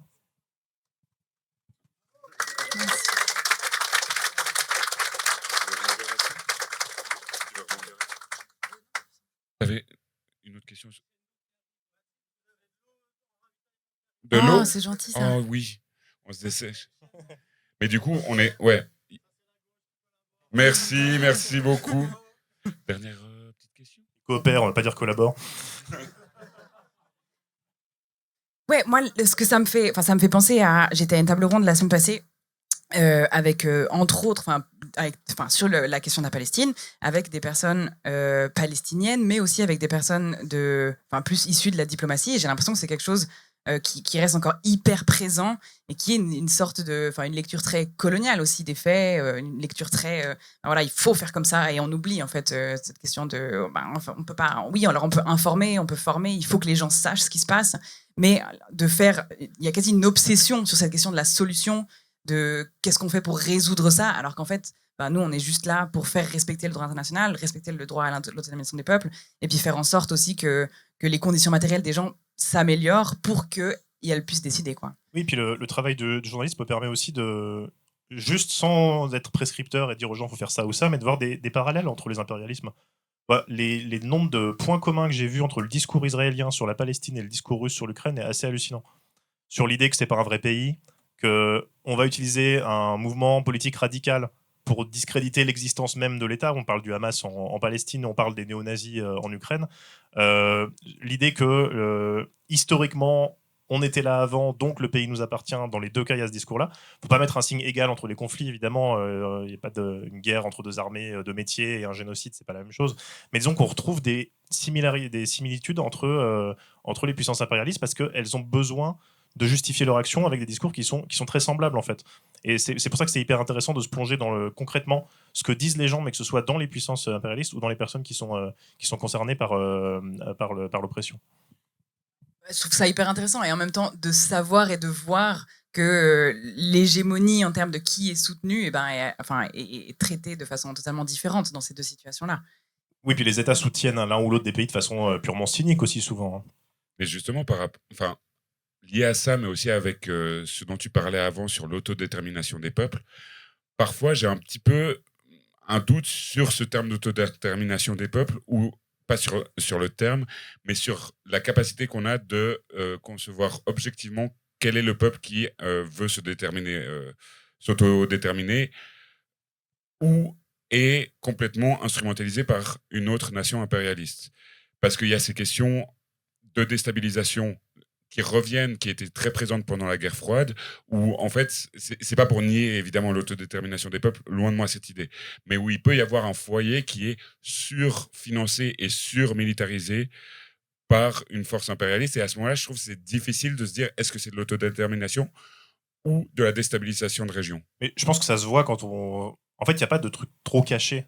En fait, ça se voit quand on s'intéresse à la situation.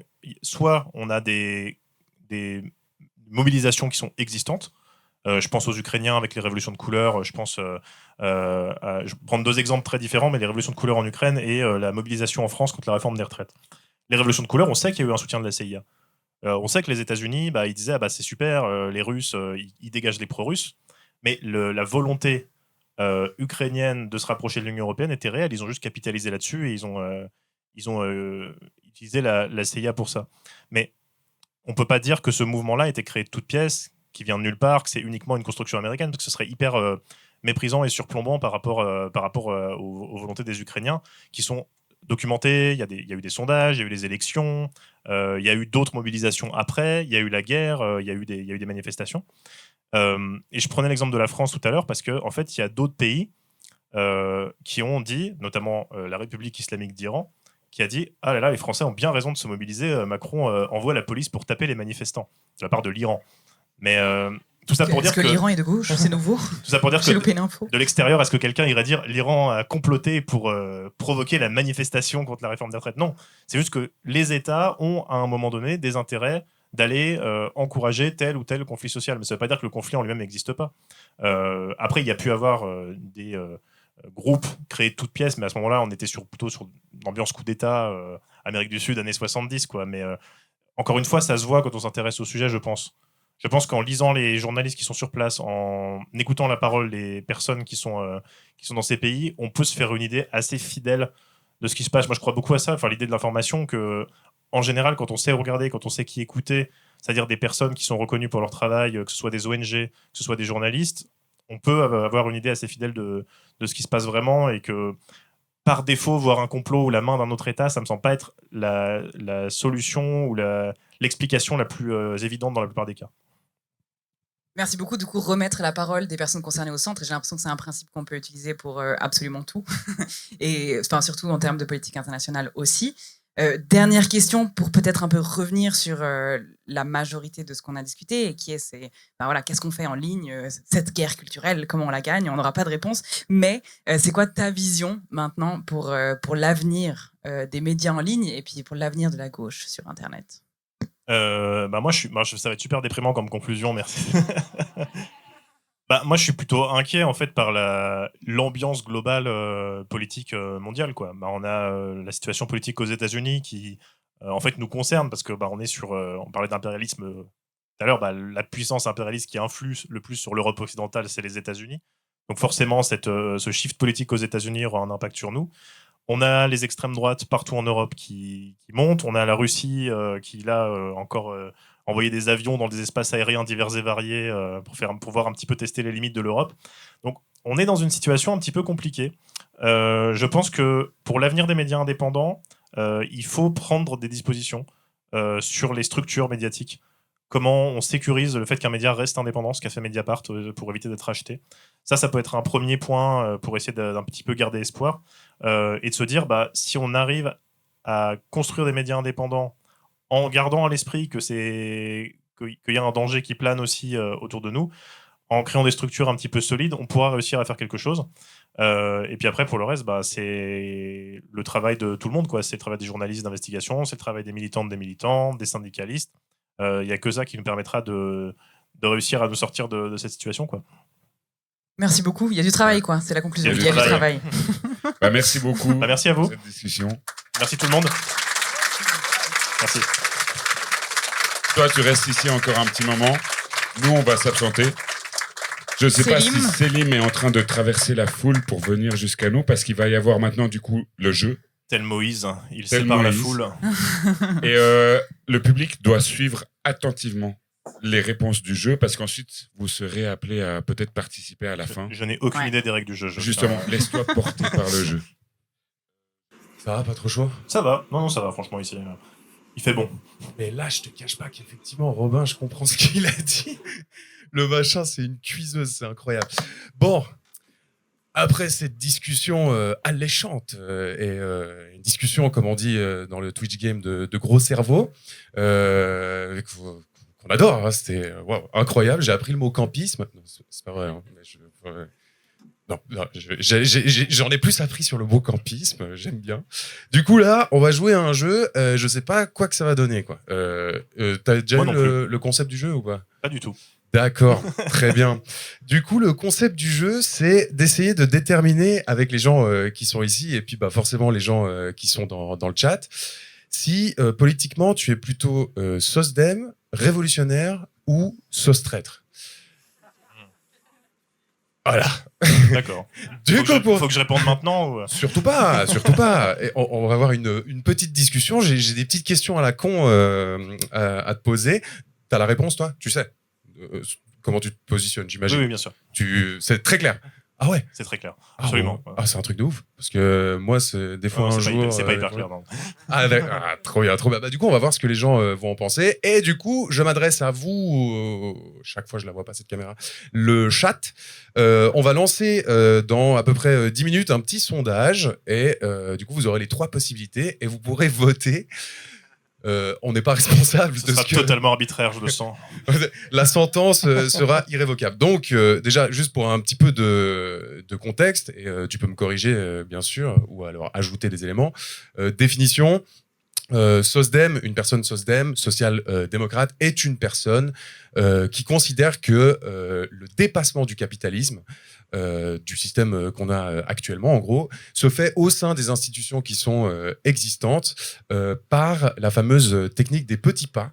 C'est-à-dire que, en fait, si on gauchise de l'intérieur un État, les États qu'on a aujourd'hui, hein, les démocraties libérales, par petits pas comme ça, on va réussir finalement à dépasser le capitalisme. La vision SOSDEM qui s'oppose à la vision révolutionnaire. Révolutionnaire où là, c'est un petit peu plus à la rue de l'Halle à Lausanne, en face des forces de l'ordre. Non, c'est pas vrai. En vrai, un révolutionnaire va avoir plutôt des takes du style il faut qu'il y ait un effondrement total et va tout faire dans son parcours militant pour pousser à cet effondrement qui ensuite, dans l'idéal d'un révolutionnaire, va mener à ce fameux grand soir, l'effondrement du capitalisme par une révolution, armée ou pas armée. Un révolutionnaire, pour toi, c'est forcément quelqu'un qui prône la révolution armée? Non, pas forcément. C'est ça. Donc, ça peut être pacifique, une révolution. Exactement, ça peut être pacifique. Et puis du coup, les sociotraîtres, c'est la critique qui est faite aux personnes qui à la base sont SOSDEM, mais qui se sont peut-être un petit peu trop, installées dans leur siège, dans leurs privilèges, et qui ont un petit peu oublié que le but à la base, c'était de dépasser le capitalisme. Et voilà, je me trompe, c'est une définition. Non, ça me paraît de très bonne définition. Certifié par Rose Politique, c'est incroyable, trop bien. Du coup, j'ai des petites questions. Attention, parce que là, le niveau était là et il sera là. Par exemple, première question, fuck Marry Kill. Est-ce que tu connais le jeu? Bien sûr. Parfait, donc je dis quand même pour les personnes qui ne connaîtraient pas, fuck, marry, kill, je donne 3 personnes, 3 personnages, et tu dois du coup dire qui est-ce que tu fuck, qui est-ce que tu kill, qui est-ce que tu maries. Fuck, entreprendre des relations sexuelles en termes de imagé, hein. Kill, Consentante. de manière consentante, bien sûr, oui, bah oui, oui. Oui, Et- oui, ça me semblait assez Par évident. contre, kill, mais c'est vrai pas que ça- consentant normalement. Kill, bah, ça peut aussi, mais du coup, disons, et tout ça c'est au sens figuré. Hein. Le SRC, tout ça là, c'est au sens figuré. Hein. Et puis Marie, c'est aussi bah, marier un concept ou une personne au sens figuré, bien sûr, marier avec le consentement et tout. Enfin bref, vous avez compris. Consentement mutuel, sinon le mariage n'est pas légal de toute façon. C'était le point juriste. Magnifique, magnifique. Du coup, premier fuck, marry, kill, Mélenchon, Olivier Faure ou le Che, qui est beaucoup affiché d'ailleurs. Qui est déjà mort d'ailleurs, à noter. C'est conceptuel. C'est le concept du Che, tu vois. Non, bah du coup, quelle réponse? Franchement compliqué. Alors, tu m'as dit Olivier Faure, Mélenchon et Le le Che. Che. Che Guevara, du coup. Hein. Je vais dire fuck le Che, normalement. Ça Alors, marche. je pense que c'est assez consensuel. Ah mais je suis obligé d'épouser Mélenchon du coup dans mon choix. Ah non, Bah, c'est là que c'est drôle, du coup. c'est vrai que c'est parce marrant. Non, je vais dire Marie Mélenchon et kill Olivier Faure. Allez.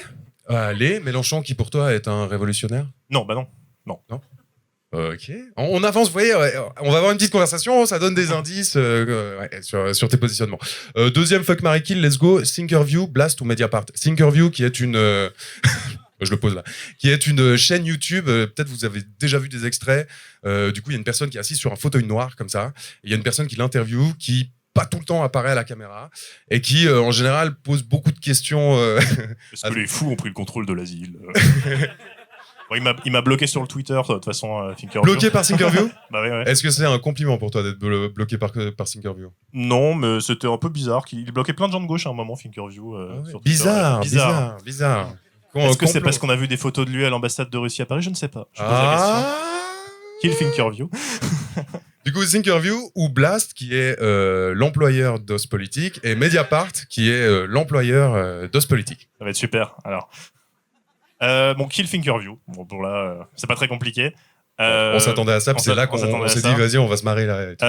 Alors, c'est plus avec quel média j'ai envie d'avoir une relation plus passionnelle, une relation plus sérieuse. En fait, ça va être ça. C'est ça aussi, le but du fuck, marry, kill, c'est que tu laisses les gens réfléchir à haute voix, Ouais. et puis ça... Je réfléchis. Je vais dire fuck Blast et Marie Mediapart, je pense. Oh. Waouh. Très bien. Je vous dis si j'ai encore mon taf lundi. Je vous enverrai un message. Est-ce que tu es plus Negroni, Moscow Mule ou Tequila Sunrise? N-word-ni, je pense. Pas me faire Et strike je par l'ai Twitch. fait toutes. Alors, N-word ni, j'ai dit quoi? Tequila Sunrise ou Moscow Mule? Ah, le premier. Tu m'as dit tu es plus, hein, tu m'as pas dit. Oui, c'est un spec, tu donnes celui où tu es le plus, exactement. Pourquoi l'URSS a foiré? Attends, parce que là, on a des petites suggestions, du coup. Petit A, à cause de Staline. Petit B, à cause de Lénine. Et C, à cause de la météo, parce qu'il fait très froid et ça atrophie les muscles. Ah, c'est compliqué. Non. Bah, je vais dire. Je suis pas trop d'accord avec ma réponse, mais je vais dire à cause de Staline. Parce que bon, il reste à foirer quand même bien après. Mais je veux dire à cause de Staline, ouais. À cause de Staline, d'accord. Vous voyez où on veut en venir? D'accord. La grève, pour toi, c'est petit A, une prise d'otage du peuple, le vrai, qui se déplace tous les jours pour aller au travail. Petit B, un outil nécessaire à la lutte. Ou normalement tu soutiens, mais ah merde, on a déjà fait la vanne, c'est con. Normalement tu soutiens, mais au vu du contexte, vu que tu devais venir en Suisse, bah pas trop quoi. Non, bah, un outil nécessaire à la lutte, hein, forcément. Outils nécessaires à la lutte, les parapluies. C'est pour se protéger de la pluie ou des gaz lacrymaux? Ah, moi je suis plus masque FFP2, mais je vais dire pour se protéger des gaz lacrymaux quand même. Pour se protéger des gaz lacrymaux, d'accord. Je peux juste te demander où est-ce que tu as grandi, plutôt en ville, plutôt dans une cité, Plutôt dans une zone périurbaine, du nord de la Haute-Savoie. une zone Une périurbaine zone périurbaine, du nord de la Haute-Savoie? tout à fait. Ah, c'est proche. Oui, c'est proche, bah oui. Ah ouais. Genre vraiment ici, quoi. Oui, oui. Ouais, ça marche. Du coup, par rapport à question architecturale, pour toi, le brutalisme, c'est petit A, le plus beau courant architectural qui n'ait jamais été inventé. Petit B, c'est le début du fascisme. Ou est-ce que c'est pas très écolo parce qu'en fait, ça utilise beaucoup de béton. Et le béton, c'est pas écolo, quoi. Non, mais en hommage à la ville d'Annemasse, je vais dire réponse A. Réponse A, c'est le plus beau style. Ah ouais, mais alors, juste sur le brutalisme, très intéressant. Le brutalisme chez nous, parce que dans les pays de l'Est, moi j'adore le brutalisme, c'est incroyable et tout. Et puis en général, il y a vraiment des beaux bâtiments. Mais ici, c'est un peu complexe. C'est quoi tes takes sur le brutalisme Alors, je suis pas hyper fort en architecture, donc j'ai pas vraiment de take intéressante à dire sur le brutalisme. Mais c'est vrai que je suis d'accord avec toi, j'ai l'impression que c'est toujours les bâtiments mal entretenus qui sont de style brutaliste ici. Mais on est d'accord. Mais oui, c'est vrai. Je ne sais pas pourquoi. Peut-être par haine du communisme, tout simplement. Et puis l'association qu'on en fait, parce que nous on se dit ouais c'est juste des gros blocs un peu délabrés et tout, et quand genre par exemple je me suis outé à mes parents et que j'ai dit que j'adorais le brutalisme, ils étaient vraiment en mode genre mais bisous maman d'ailleurs, ils étaient vraiment genre mais attends mais je comprends pas, pour moi c'est juste moche, je trouve ça absolument incroyable. Point brutalisme terminé. Où sont mes petites questions? On a encore un petit fuck marry kill. Oh fuck marry kill. Zawa Prod. Fuck marry kill. Zawa Prod, pas du team, ou Clément Viktorovitch. Ah, compliqué, hein. Alors, je vais dire Killzawa Prod, Pourquoi? pour des raisons de révélation récentes par un journal pour lequel je travaille. Et pour d'autres raisons. Et je vais dire Marie. Attends, c'était qui tu m'as dit pas du team? Pas du team, ouais. Et puis Clément Viktorovitch. Fuck pas du team, Marie Clément Viktorovitch, mais je suis même pas sûr de mon truc là. Elle est compliquée, hein, celle-ci. Elle est technique. Hein. Elle est technique, ouais. Elle est technique. Ouais. Très bien. Vous prenez les infos. On continue l'enquête. Hein. Vous prenez ces infos. Et puis la dernière question qu'on va te poser à l'école. Tu étais plus le genre de personne qui voulait absolument être délégué de classe ou plus le genre de personne qui était conscient de sa classe? Ah. Je vais dire délégué de classe, hein, je suis désolé, hein, mais j'étais moins de gauche quand j'étais à l'école que maintenant. Les enfants sont de droite en général. Hein. Les enfants sont de droite en regardant en bas. Ouais, non, bah oui. Ah, Sauf, c'est vrai, c'est vrai. bah, il y en a de plus en plus qui viennent aux manifestations. Les enfants en manifestation, qu'est-ce que t'en penses? Est-ce que c'est pas un peu une prise d'otage? Bah, c'est ce que. J'ai dit en majorité, ils sont de droite, mais pas tous, évidemment. Ça marche. On fait comme ça. Mesdames et messieurs, à vos votes, est-ce qu'en régie, le sondage peut être lancé? Qu'est-ce que tu penses? Oh, magnifique. J'adore. Incroyable. J'adore ce truc. Voilà. Je plus d'idées pour essayer de savoir parce que je crois que j'ai un peu mon idée par rapport à nous, Robin, moi et Mathilde. Ça crève les yeux. Tu te poses la question ou...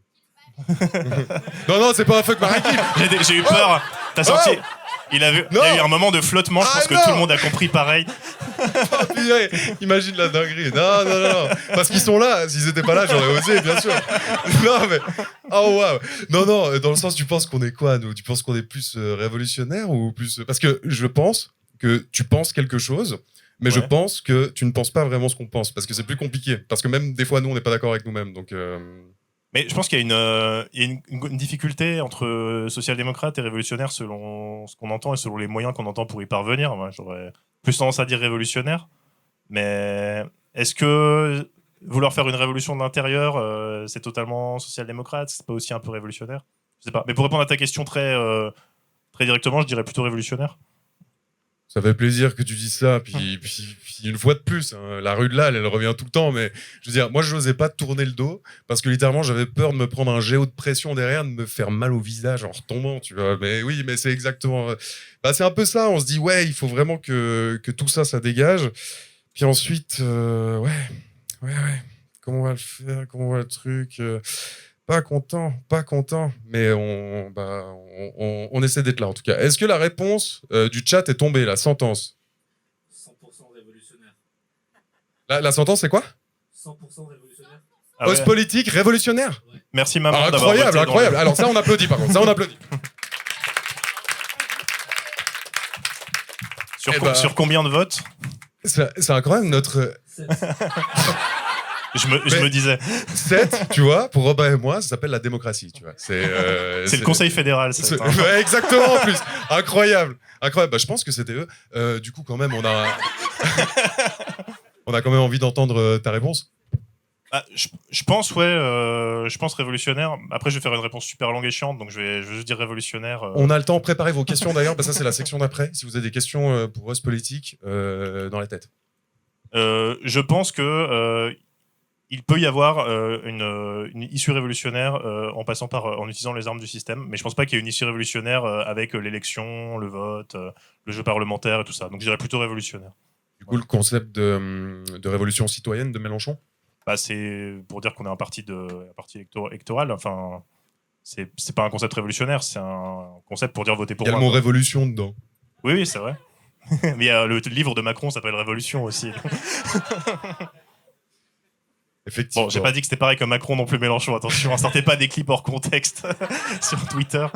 Mais non, mais la France Insoumise, c'est intéressant parce que c'est un parti qui est très radical sur la forme, mais sur le fond, c'est un parti social-démocrate, mais pas au sens ah la honte, ils sont sosdem, mais au sens strict du terme social-démocrate. Donc, on utilise les institutions pour arriver à mettre en place notre programme. Et on a l'idée que le capitalisme, il faut en protéger les travailleurs et les travailleuses. Mais on est sur un parti qui n'est pas du tout révolutionnaire. On a ce parti qui se fait élire, qui joue le jeu des institutions, qui va à l'Assemblée, qui a un programme qui est un programme de gauche, mais qui n'est pas un programme du tout d'extrême gauche, ou un programme qui veut renverser la table. Donc pour moi, c'est un cas assez intéressant sur la distinction qu'il peut y avoir entre la forme et le fond. Et ils ne sont pas aidés par les médias en France, en plus, qui quand même diabolisent beaucoup leurs idées et leurs actions, mais c'est pas du tout pour moi un parti qui est révolutionnaire sur le principe. Et selon Mélenchon aussi. Il s'est exprimé là-dessus. Et... Oui, bien sûr. Mais faut un peu creuser pour le savoir. Je pense que quelqu'un qui est un peu éloigné, qui entend juste vaguement les discours, il peut penser que c'est un parti révolutionnaire. Alors que historiquement, ça appartient pas du tout à une famille politique de la gauche française qui est une famille révolutionnaire. Pas du tout. Ça veut pas dire que c'est pas intéressant, qu'ils n'ont pas un bon programme et qu'ils proposent pas des choses intéressantes, mais c'est un parti qui veut gagner avec des élections. C'est ça. Et avant de prendre les questions, juste là, en ce moment, on est en session parlementaire en Suisse. Est-ce que tu as déjà vu à quoi ça ressemble, une session parlementaire en Suisse? J'ai pas énormément regardé de sessions parlementaires en Suisse. Personne ne fait ça. Personne ne fait ça. Même pas les Suisses. Mais du coup, on est des fois, de temps en temps, on le fait. Et ouais, en vrai, si tu as du temps à perdre, ça peut être assez intéressant, étant donné que voilà, ça parle, puis il n'y a personne qui fait rien, puis les gens sont là comme ça, puis personne écoute. Et bon, alors là, c'est personnel, j'engage personne, hein, mais perso, moi, quand je vois un peu la France, c'est le micro, et tu sais, la punchline et la tout. bordélisation.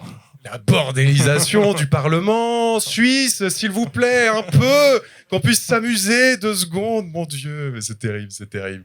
En régie, est-ce qu'il y a des questions dans le chat? Est-ce que dans le public, il y a des questions pour Us Politique?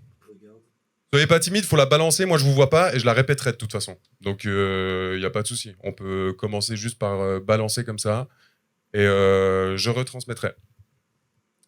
Ça marche. Alors, Désolé. ouais, t'as une question? Non, je disais justement des commentaires, mais pas trop de questions. Bah, lis-nous un petit commentaire, qu'on s'amuse un peu. Comme ça, je cherche une question et puis... Ah bah tiens, c'est quoi un parti ou un programme révolutionnaire pour Us Politique?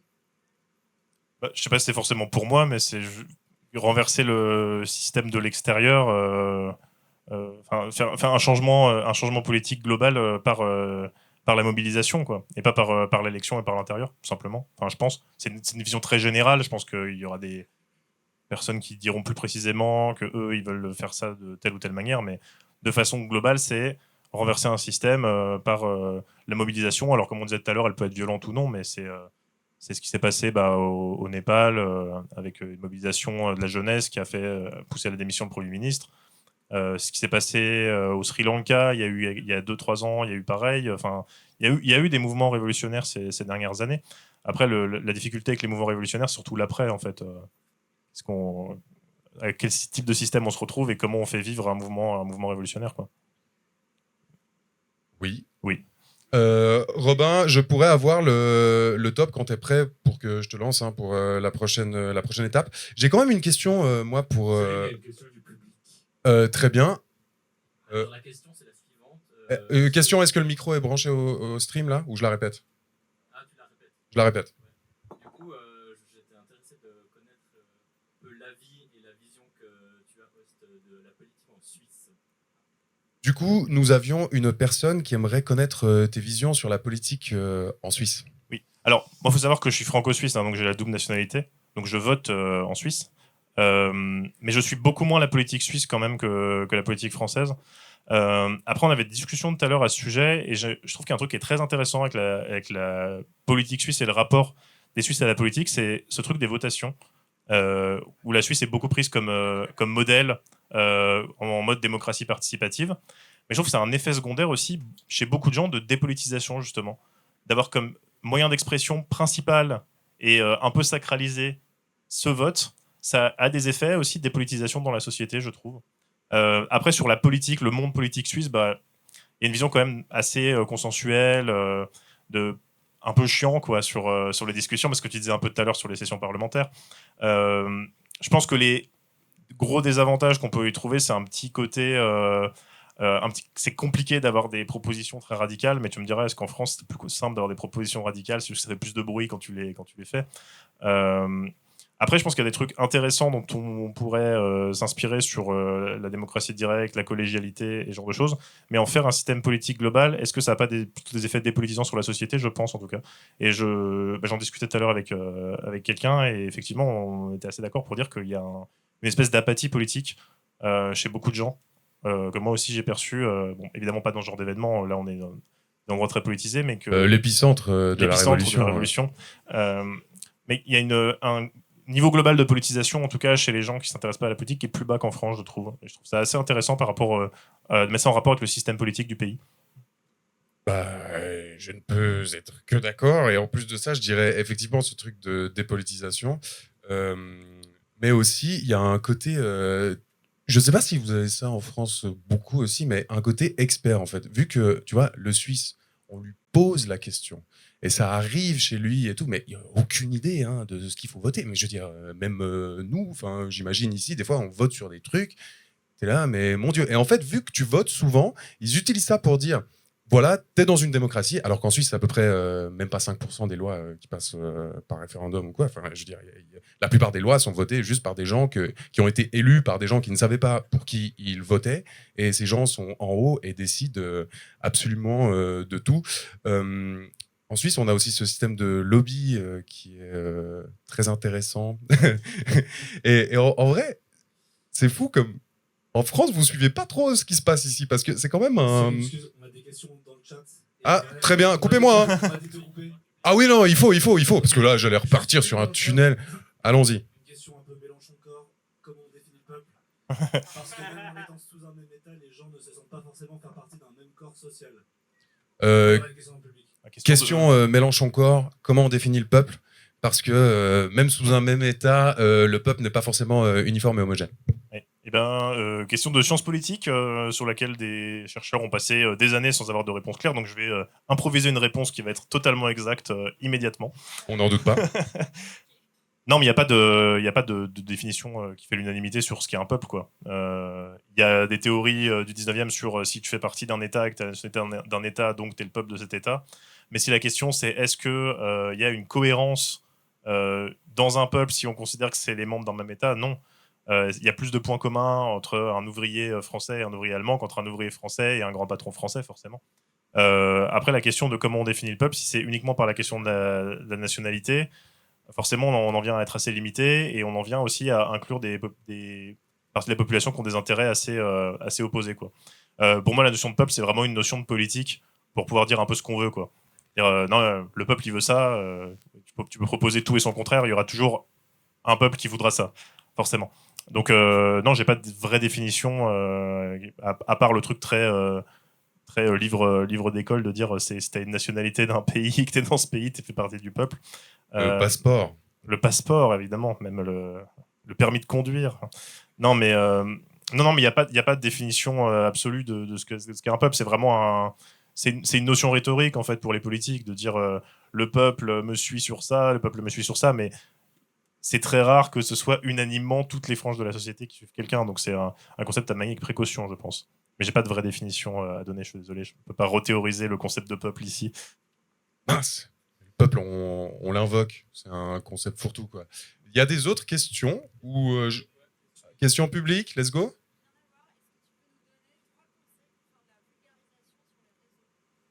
Est-ce que tu peux nous donner 3 conseils pour faire de la vulgarisation sur les réseaux? Il faut que ce soit pile 3. Alors 3.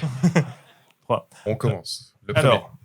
Alors, déjà, alors c'est de la vulgarisation. Moi, je vais parler de la vulgarisation à l'écrit parce que bon, même si je fais des vidéos, en fait, c'est tout de l'écrit. À la base, c'est des scripts.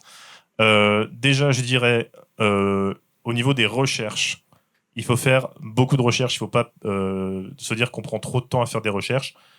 C'est une partie, c'est un peu l'écriture et ce qui sort dans la vidéo, c'est vraiment la pointe de l'iceberg. Tout le reste, c'est de la recherche, c'est des trucs qu'on a lus, des trucs qu'on a regardés. Il ne faut pas hésiter à creuser, apprendre à faire des recherches.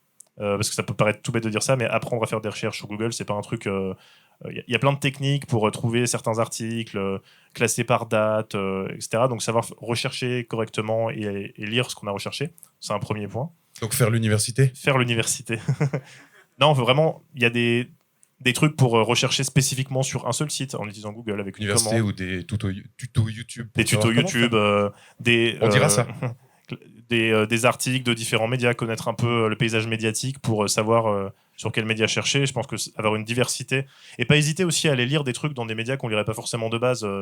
Moi, ça m'arrive d'aller voir Le Figaro pour certains trucs, certains articles sur l'international. Hein. Je n'ai pas honte de le dire. Je vois, il y avait un côté. Bah oui, je le fais aussi. Des fois, je vais C'est sur vrai, Le Figaro. en cachette. Je lis Le Figaro en cachette. Voilà, bon. Ok, très bien. Mais juste, on était au point 1. On est au point 1. Trop bien. Ah oui, oui, oui. Ouais, c'est nickel. Point 2, sur l'écriture, simplifier. Simplifier. Moi, je me relis beaucoup et souvent, j'ai tendance à faire des phrases alambiquées, à mettre un peu trop de mots et tout. Faire des phrases simples, mettre des points, parce que quand on lit, ça va beaucoup mieux pour enregistrer un petit peu ce qu'on dit. Et en troisième point, avoir un retour critique sur ce qu'on a fait. Regarder les retours des gens. Est-ce qu'il y a des gens qui disent j'ai pas compris? Est-ce qu'on s'est trompé? Ça arrive, on a fait des recherches dans la mauvaise direction, on a lu des trucs qui allaient pas. Donc aussi faire attention aux retours qu'on nous donne sur le travail de vulgarisation qu'on a fait. Voilà. Moi, c'est les 3 trucs: les recherches, simplicité de l'écriture et retour critique. Incroyable. T'arrives à pondre à chaque fois des trucs comme ça. 1, 2, 3. Je suis pas trop d'accord avec ton 3e point. Nous, on n'écoute jamais. Voilà. Du coup, on a fini, je crois, ce moment avec Ospolitique. On va te laisser aller t'abreuver un peu. Une fois de plus, merci d'avoir passé ce moment ici avec nous. Merci à toi. Je crois qu'à l'oreillette, on me dit que tu vas rester encore un petit moment. Je vais rester encore un peu. Trop bien. Et mesdames et messieurs, un tonnerre d'applaudissements pour Ospolitique. Et merci tout le monde. Merci.